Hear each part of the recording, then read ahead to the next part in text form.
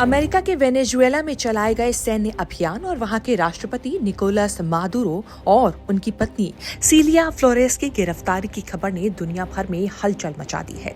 जो कल तक किसी देश के राष्ट्रपति होते थे, आज वो इतने लाचार हैं कि हाथों में हथकड़ी उनकी लगी है और किसी दूसरे देश में बंधक बनाकर उनके साथ उनकी पत्नी को भी लाया गया है। निकोलस मादुरो पर डोनाल्ड ट्रंप ने ड्रग तस्करी जैसे गंभीर आरोप लगाए हैं, जिसके चलते ट्रंप का दावा है कि उन्होंने वेनेजुएला में ये सैन्य अभियान शुरू किया। ऐसे में ट्रंप के इस एक्शन पर न्यूयॉर्क के नए नवेले मेयर ज़ोहरान ममदानी ने वेनेजुएला के खिलाफ अमेरिका की अभूतपूर्व सैन्य कार्रवाई और राष्ट्रपति निकोलस मादुरो की गिरफ्तारी की कड़ी निंदा की है। उन्होंने वेनेजुएला पर एक तरफा हमले को युद्ध की कार्रवाई करार देते हुए इसे संघीय और इंटरनेशनल कानूनों का उल्लंघन बताया।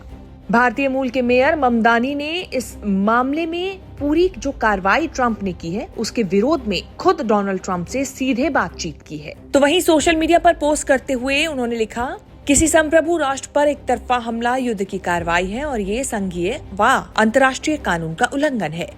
बता दें कि वेनेजुएला की राजधानी कराकस में शनिवार को हुए बड़े अमेरिकी सैन्य अभियान के दौरान निकोलस मादुरो और उनकी पत्नी सीलिया फ्लोरेस को हिरासत में लिया गया। हथकड़ी लगाकर उसके बाद उन्हें अमेरिका लाया गया। ट्रंप के मुताबिक दोनों पर न्यूयॉर्क में आपराधिक मुकदमे चलाए जाएंगे।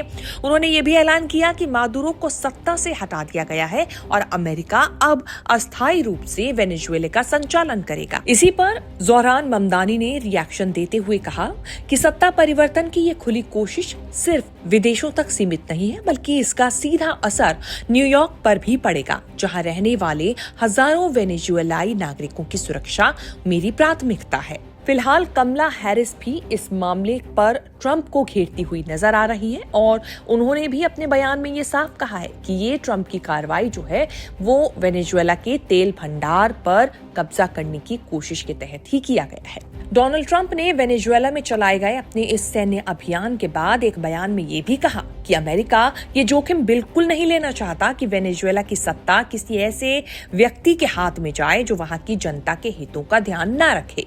ट्रंप ने आगे बताया कि इस प्रक्रिया के तहत अमेरिका की प्रमुख तेल कंपनियां वेनेजुएला में एंट्री करेंगी और वहां के जर्जर ऑयल इंफ्रास्ट्रक्चर का पुनर्निर्माण करेंगी। बता दें कि अमेरिका ने निकोलस मादुरो पर, उनकी पत्नी पर और उनके बेटे और 3 अन्य लोगों के साथ मिलकर बड़े पैमाने पर ड्रग तस्करी की साजिश रचने का आरोप लगाया है। मादुरो पर नार्को टेररिज्म, कोकीन तस्करी, मशीन गन और विनाशकारी हथियार रखने और उनसे जुड़ी साजिशों समेत 4 आरोप पत्र जो हैं वो दाखिल किए गए हैं। हालांकि वेनेजुएला ने इन सभी आरोपों को सिरे से खारिज करते हुए अमेरिकी सैन्य कार्रवाई की कड़ी निंदा की है।